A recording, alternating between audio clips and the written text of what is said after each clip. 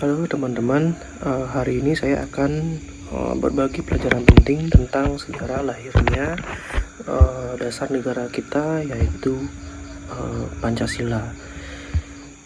Saya memilih untuk fokus pada fase krusial di mana antara bulan Juni hingga Agustus 1945.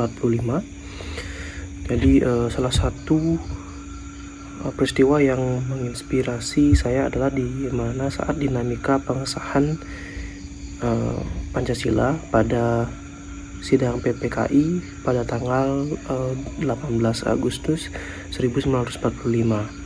Jadi sehari sebelum bangsa kita baru saja merdeka, namun ada tantangan besar terkait rumusan sila pertama dalam Piagam Jakarta yang mencantumkan frasa yaitu kewajiban menjalankan syariat Islam bagi para pemeluk-pemeluknya demi menjaga persatuan bangsa dan mengakomodasi keberagaman warga negara Republik Indonesia dari Sabang sampai Merauke. Para tokoh bangsa kita dengan besar hati dan sepakat bahwa mengubah frasa tersebut menjadi ketuhanan yang Maha Esa. Peristiwa ini juga bukan sekedar urusan administratif, melainkan langkah krusial menuju pembentukan negara kesatuan yang kokoh seperti itu. Dari peristiwa ini kita bisa melihat dengan jelas bahwa nilai persatuan dan gotong royong sangat baik dan diterapkan dengan maksimal. Insinyur Soekarno juga pernah menyebut bahwa gotong royong adalah saripati dari Pancasila. Nilai ini menunjukkan bahwa Pancasila berfungsi sebagai landasan integrasi bangsa atau titik temu dari keberagaman suku, adat, dan budaya dan keberagaman tradisi yang ada di Indonesia. Para pendiri bangsa kita juga mempraktikkan musyawarah dan mufakat secara nyata.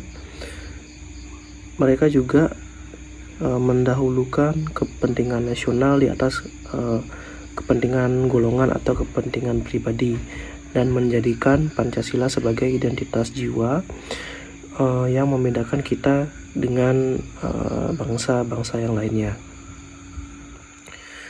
Oke, jadi refleksi saya adalah pelajaran terbesar dari sejarah ini adalah tentang toleransi dan kompromi positif.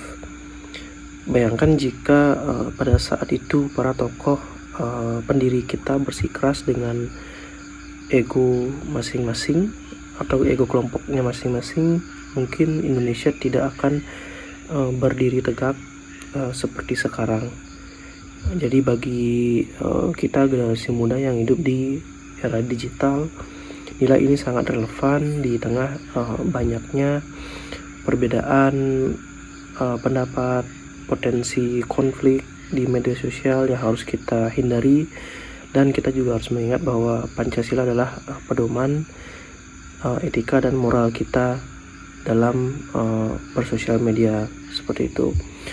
Jadi relevansinya hari ini adalah bagaimana kita bisa tetap bergotong royong namun secara digital dan menyebarkan kedamaian dan menghargai perbedaan sebagai kekayaan, bukan malah sebagai alasan untuk memecah belah antar sesama warga negara Indonesia.